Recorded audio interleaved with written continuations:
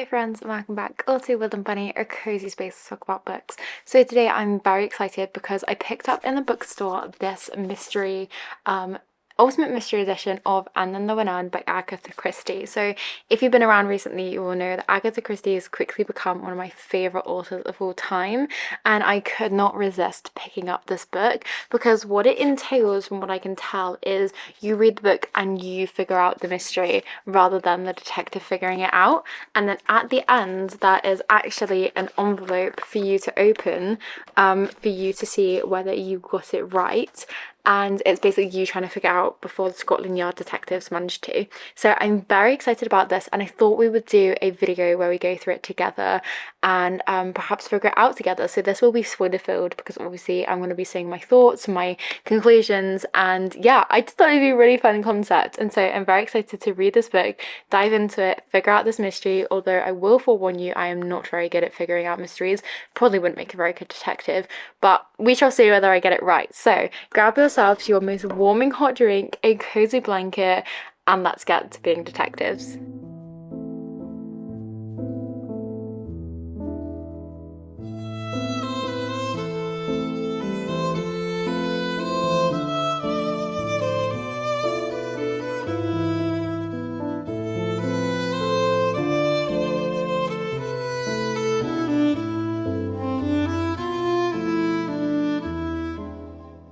So I'm only 32 pages in, and I think what's happening here is none of these people actually know themselves, know one another.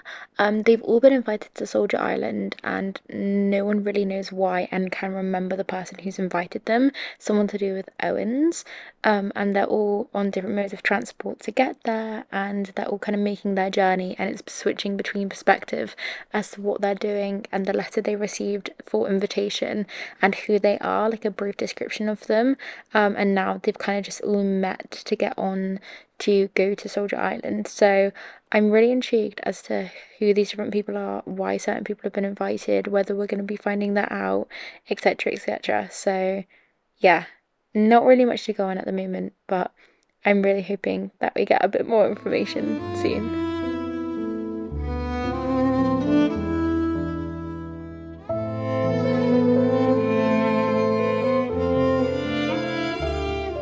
I just realised there's only 8 figures at the top of the header of the chapter, and I think that there's supposed to be 10 people included in this, so I don't know if we're still missing 2 people who could be potential victims or what's going on with that. Maybe I should be writing these people's names down and kind of doing a bit more detail than this, but I'm just getting wrapped up in the story at the moment, so perhaps I'll do it retrospectively. I'm not really sure how I want to play this because the story is just so interesting in itself, so I'm intrigued.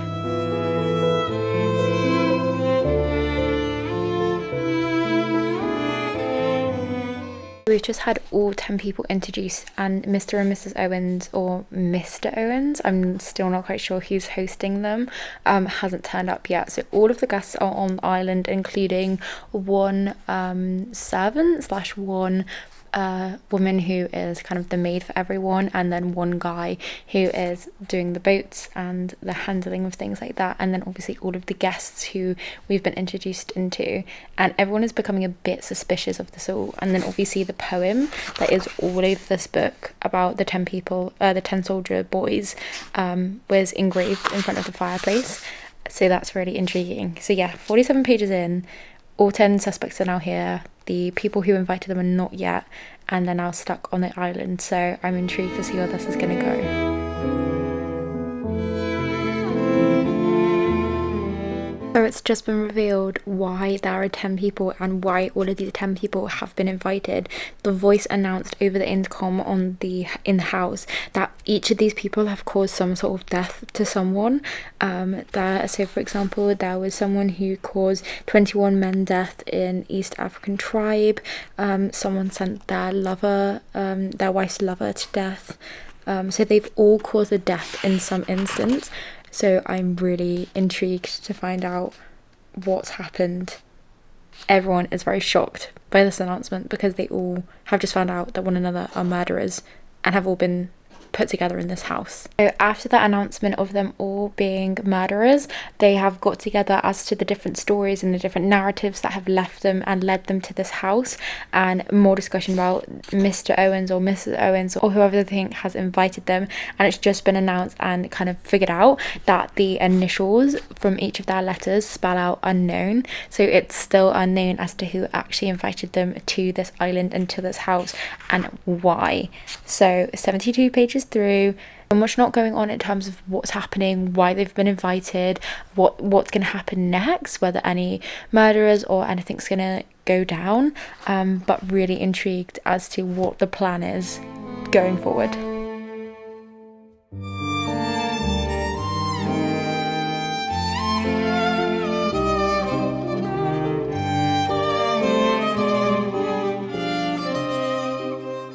So we've just had our first murder, and it was the guy who choked, and there was poison in his cup, specifically his cup, because everyone else has been drinking the whiskey. I can't remember who it was. I think it was the guy who... Oh yeah, Anthony Marston. I think he was the one who drove the really fast car and ran over those 2 young children.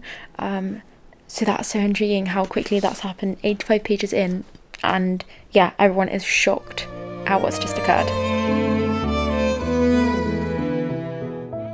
So I think Vera has just realised that their fate is going to be like the soldier boys, which are listed everywhere, because the first one was 10 little soldier boys went out to die and one choked his little self, and then there were 9. So the next one is 1 little soldier boy sat up very late, 1 overslept himself, and then there were 8. Oh no. Oh yeah. So that means 1 is going to be very late and oversleep himself, and then there are going to be 8 left. So I'm intrigued to see what happens to who, but I still have no idea who the suspects could be, and who the killer could be for these mystery murders. I'm so intrigued.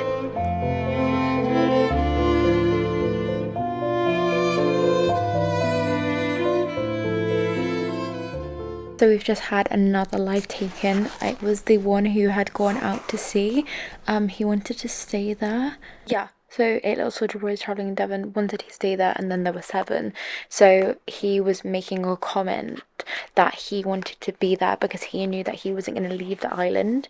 So yeah, that's really intriguing. 153 pages in now, and I still have no idea. It keeps happening when there isn't anyone there, or the person is left by themselves, or like for example for the first one, when he choked, the glass was by the window, so it could be that someone is causing this, but they've scouted the whole island and found no one, so maybe it is an inside job. But they were all around the table when he went out to sea, and like they couldn't find him. So yeah, I'm still so much at a loss. This is so difficult to unpick, but I'm having so much fun with the story for certain. Okay, so they're currently discussing who perhaps Mr. Owen is, and I think my main suspects are perhaps Dr. Armstrong, because he has been there through all of the murders, and because he's a doctor, he would know how to do certain of the murders, and he's been able to diagnose it, which would assume trust. But in terms of his motive, I have no idea. Then the other person is definitely Lombard, because he has a revolver and he's a private investigator and has lied twice. His motive would probably be that he had been paying a hefty fee to get rid of these people, but also have been told that to be by them, like by their side, and pretend like he's one of them. So perhaps Mr. Owen is off the island, but he is the one who is Lombard's kind of person who's paying them to be like the private investigator. And then I think my third suspect would have to be the judge, because he seems so kind of authoritative, and so this is my job and this is what I do and I'm doing the course of justice. So he's wanting to make sure that justice is at the forefront, and if these people have murdered these other people, then that's what he would want to do. But yeah, I really don't know, because he seems really kind of calm and zen about the whole thing. So I think those are my main 3 at the moment, if I had to make guesses. But it could be anyone. It honestly could be anyone.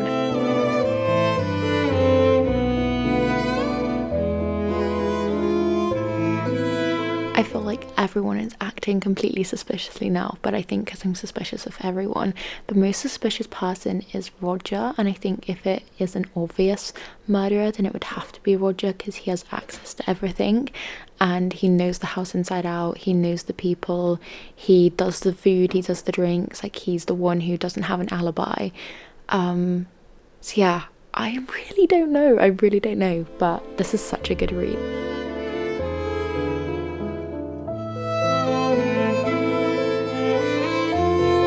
Okay, that's Roger's gone, so not much use of that suspicion.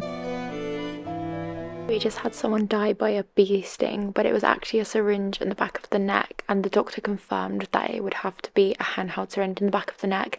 And when before that she got stung by the bee slash injected, she said she heard the sound of someone walking in footsteps, but she couldn't turn her neck. But it sounded like she was in a state of fear because she was remembering what happened and the murder that she had committed previously. So there is now only 5 people remaining, and they were all in the same room when this murder happened. So page 210, still not 100% sure on who the murderer is. The 3 people I suspected are still alive. And it all points to the doctor because it's all to do with medicinal stuff. But is he too obvious of a suspect? I don't know.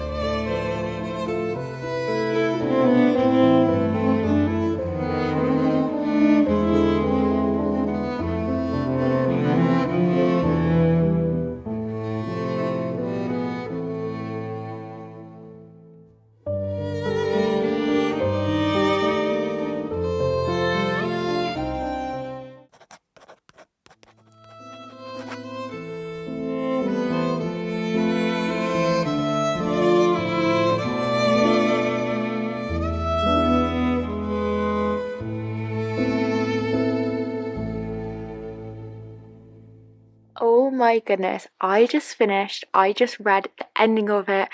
I thought and I suspected the doctor, Dr. Armstrong. I know that him drowning was very off-putting, but I did not expect the judge. Realizing and looking back on it now, it was obviously only the doctor that saw a lot of the murders happen, and that little piece at the end of him writing the message in the bottle and how he constructed his murder, so then it became like this ever-ending circle of you suspecting everyone and not knowing the reason, and the tidbit at the end of Vera ending her life and the chair being put away to show that the murderer was still alive, yet you had no idea who it was. And I was trying to think who was the least fatal murder to happen that they could survive from, and I just didn't suspect the judge, but no one checked that he was shot apart from Armstrong, but then obviously he was working with Armstrong. Oh my goodness, it was such a roller coaster of a ride, and the explanation and the way that he explained it and said it. But I think my predictions earlier of his mannerism and the way that he was constructing the whole kind of organization of let's figure this out, let's have checks through, blah blah blah blah, really helped you to believe in his character, that he genuinely thought that someone was the murderer and you just didn't suspect him because you had trust in him that he was the one trying to figure out who the murderer was and not orchestrating this whole entire thing. But obviously that was the whole entire point. Wow, this was such fun, so much fun, and I love the fact that you kind of had to guess at the end and figure it out, even though I did get it wrong. But I had a really fun time reading it, and obviously this is spoiler filled, so you would have experienced it or read it, but it's definitely a fun thing to read and maybe buy in the future if you have a bad memory like me, so you can return to it again and again to experience it. I'm definitely going to give this to a few family members so then they can experience it themselves as well, because I think it's such a fun concept and so glad I stumbled across it. But yeah, I had so much fun doing this. I hope you had fun joining me, and I hope you didn't mind it was spoiler filled. I just felt it added so much more being spoiler filled because I got to film my reaction in real time and perhaps discuss with you in real time as well, because hopefully you would have read this book before watching this video. And yeah, so thank you ever so much for watching, and I hope that wherever you are or whatever you're doing, you have a wonderful day or night. Until next time, bye.